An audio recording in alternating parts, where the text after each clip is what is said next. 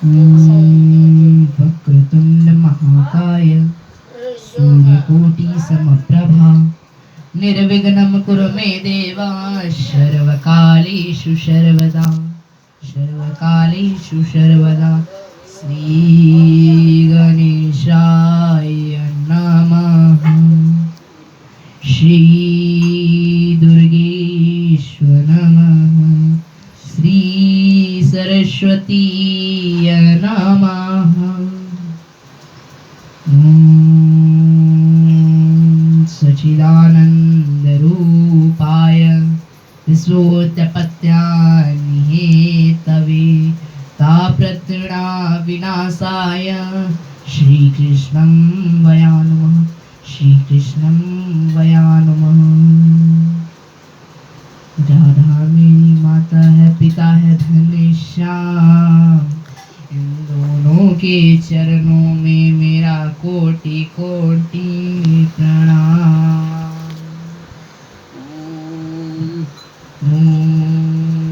स्वस्ति न इंद्रो वृद्धश्रवाः स्वस्ति न पूषा विश्ववेदाः स्वस्ति नस्ताक्षर्यो अरिष्टनेमि स्वस्ति नो बृहस्पति ददातु। मित्रों, आप सबके हम एक कथावाचक हैं जो श्रीमद् भागवत महापुराण और श्री भागवत महापुराण का सप्ताह पाठ कराते हैं। कथावाचक हैं जो 7 दिन के लिए श्री भागवत महापुराण का कथावाचन करते हैं। और अतः हम श्रीमद् भागवत और श्रीमद् रामचरितमानस का भी हम कथावाचक करते हैं।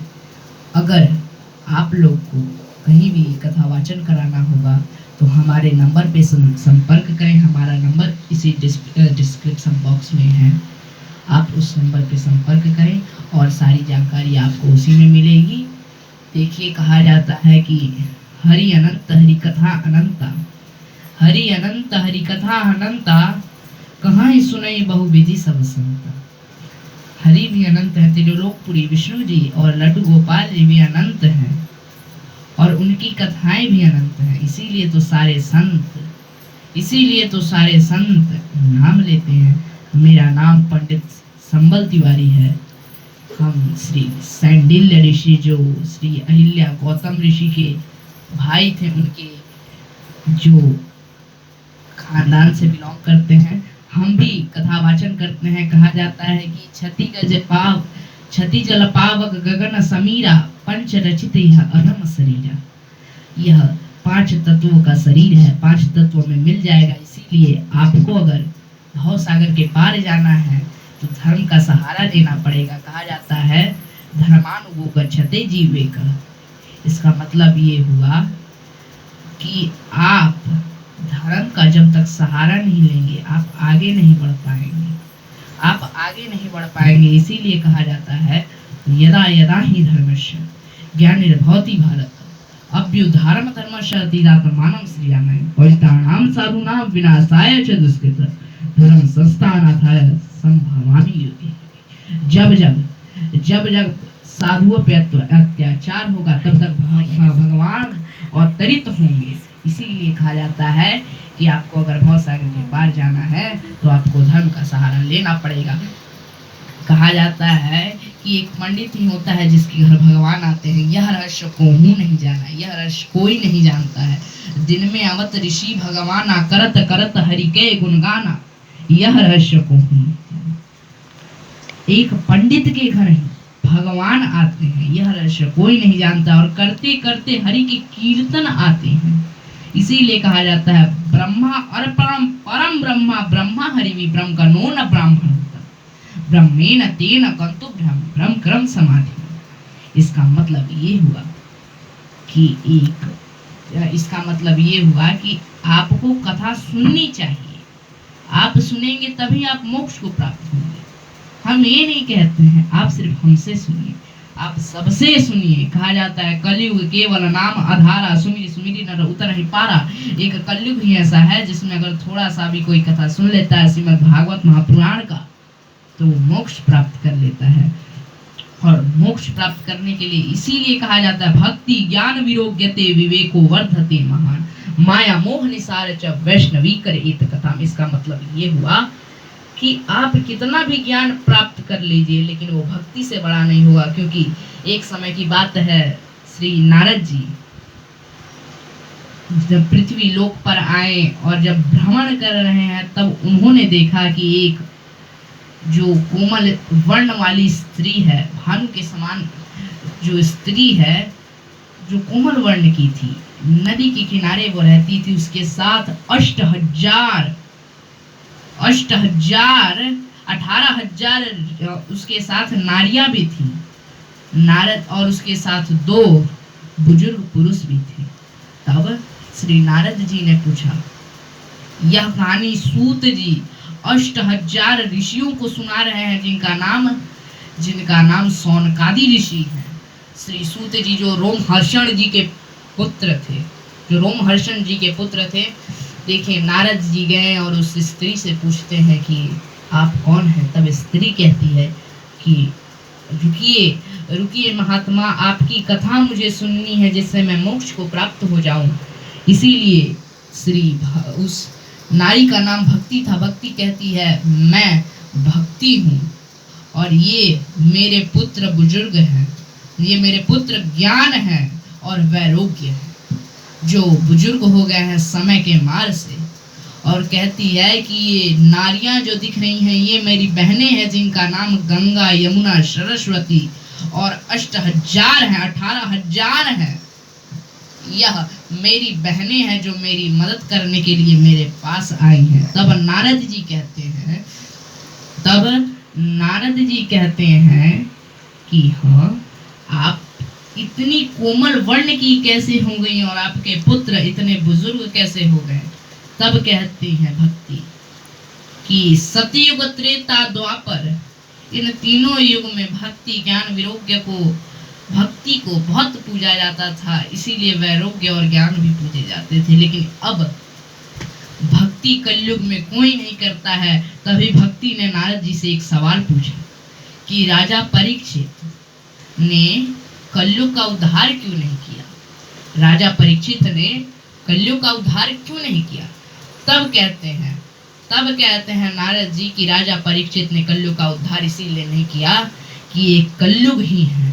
सतयुग त्रेता द्वापर में उतने पुण्य नहीं मिलते थे, लेकिन इस कलयुग में आप थोड़े से कथा वाचन सुन लीजिए, आपको पुण्य मिल जाएंगे। इसीलिए नारद जी ने प्रश्न का जवाब दिया। इसीलिए तो राजा परीक्षित ने भी कलयुग में सुना था सुखदेव महाराज का कथा वाचन। श्रीमद् भागवत महापुराण का सुखदेव महाराज भगवान जो श्री वेद व्यास जी के पुत्र हैं और श्री वशिष्ठ जी, ब्रह्मा जी से निकले वशिष्ठ जी के पुत्र हुए शक्तिश जी, उनके पुत्र पराशर जी के पुत्र वेद व्यास जी के पुत्र श्री सुखदेव महाराज उन्हें कथा सुनाते हैं। आज से हजारों साल पहले राजा परीक्षित जो श्री अर्जुन के पुत्र अभिमन्यु और उत्तरा के बेटे थे, उनको कथा सुनाते हैं। और 7 दिन कहती हैं भक्ति कि ठीक है, आप मेरे प्रश्न का उत्तर दे दिए, लेकिन मेरा एक और प्रश्न है। मैं जवान क्यों हूँ, मैं इतनी कोमल वर्ण की क्यों हूँ और मेरे बेटे, मेरे पुत्र, मेरी संतान इतने बुजुर्ग क्यों हैं। तब नारद जी इसका जवाब देते हैं। आंख बंद कर वो सोचने लगते हैं। जब जवाब देते हैं तो कहते हैं कि सतयुग त्रेता द्वापर में तुम्हें बहुत सुख मिला, लेकिन इस युग में तुम कौन सी जगह पर खड़ी हो। श्री वृंदावन में खड़ी हो और इस वृंदावन में यमुना के तट पर खड़ी हो, और तुम यह नहीं जानती कि यमुना वन में कोई भी भगवान का नाम ही सिर्फ लेता है, कोई भी ज्ञान और वैराग्य को नहीं पूछता, कोई भी ज्ञान और वैराग्य को नहीं पूछता। तुम बहुत जगह गई, लेकिन तुम मिथिलेशपुरी भी गई, लेकिन तुम इस जगह यहाँ पर आई वृंदावन में, और वृंदावन में वैराग्य को कोई नहीं पूछता, ज्ञान को नहीं कोई पूछता है तो सिर्फ भक्ति को पूछता है, भक्ति को पूछता है। इसीलिए तो जो भक्ति थी उनको समझ में आया। इसीलिए मैं कोमल वर्ण की हो गई हूँ, क्योंकि मुझे सब कोई पूजता है और मेरे पुत्रों को कोई सम्मान नहीं देता, इसीलिए बुजुर्ग हो गए हैं। बोले भक्त वत्सल भगवान की जय। देखिए भक्तों, इसीलिए और इसी कारण भक्ति को श्री नारद भगवान ने सौनकादि 5 ऋषि, सनकादि 5 ऋषि, वो सौनकादि 5 ऋषि से 8000 जो सूत जी के शिष्य थे, ये सनकादि ऋषि हैं 5। ये 5 हैं जो ब्रह्मा जी के पुत्र हैं, श्री ब्रह्मा जी के पुत्र हैं, जो हमेशा 5 साल के रहते हैं, लेकिन हैं बुजुर्ग के भी बुजुर्ग, दादा के भी दादा हैं, लेकिन रहते हैं सिर्फ 5 साल के। वही वैकुंठ में जाकर श्री भगवान विष्णु जी का कथा सुनते हैं। वो आए और नारद जी को यह कहें कि आप उन्हें कथा सुनाइए, तब उनका उद्धार होगा। इसीलिए तो श्री सप्तमेघ यज्ञ जिसे श्रीमद् भागवत महापुराण कहा जाता है, वो उन्होंने वाचन किया और वाचन करने के पश्चात जब उन्होंने कथा वाचन किया, तब भक्ति ज्ञान विरोग वैरोग्य को यह आशीर्वाद मिला कि आप जहां भक्ति होगा वहीं पर आप रहेंगे, जहां भक्ति होगा वहीं पर आप रहेंगे। इसीलिए भक्ति ज्ञान विरोग्य जहां पे भी भक्ति होती है, जहां पे भी कथा वाचन होता है, वहीं पर भगवान रहते हैं, और भगवान जहां रहते हैं भक्ति भी वहीं रहती है। इसीलिए कहा जाता है बिन सत्संग विवेक न होई, राम कृपा बिन सुलह न होई, होई विवेक मोह भ्रम आगा, तब रघुनाथ चरण अनुरागा। इसीलिए कहा जाता है कि सीताराम चरण रति मोरे, अनुदिन बढ़ऊ अनुग्रह तोड़े, हरि व्यापक सर्वत्र समाना, प्रेम ते प्रगट मोहि मैं जाना, मिला ही न रघुपति बिन अनुरागा, कि जोग जप ज्ञान विरागा। इसीलिए कहा जाता है, गोस्वामी तुलसीदास जी कह रहे हैं, रे मन तू सत्संग कर, छोड़ जगत की रीत, अंत समय पछताएगा जब आयु जाएगी बीत। कहते हैं कि राम नाम की लूट है, लूट सके तो लूट, अंत समय पछताएगा जब प्राण जाएंगे छूट। आपको अगर कथा सुनना है तो हमारा डिस्क्रिप्शन बॉक्स में हमारा नंबर है, और ऐसे स्क्रीन पर भी हमारा नंबर आएगा, आप उसे लिख लीजिए और हमारे ही नहीं, सिर्फ किसी का भी कथा वाचन सुनिए। इसी अंततः शब्द को बोलकर मैं पुनः विराम करता हूँ। देखिए, जैसा कि आप जानते हैं कि जैसे लिखा हुआ है, कपिसेन संग्रम संगारि निश्चर राम उसी तहियानी है, त्रैलोक पावन सूर्य सुसुर मुनि नारद आदि बखानी। श्री राम की कथा से कोई बड़ा नहीं होता। राम राम मम सुमिरन कीना, हृदय हर्ष कपिसज्जन चिन्ना। इसीलिए तो कहते हैं हनुमान जी विभीषण से कि राम राम तेहि सुमिरन कीना, हृदय हर्ष कपिसज्जन चिन्ना। इसका मतलब ये हुआ कि तुम सुबह उठकर अगर राम नाम का जप करते हो तो तुम महान हो, तुमसे महान कोई नहीं है। इसीलिए कहा जाता है कि आपको अगर राम नाम का जप करना है तो आपको कथा वाचन सुनना होगा। वाणी से मैं अपने शब्दों का विराम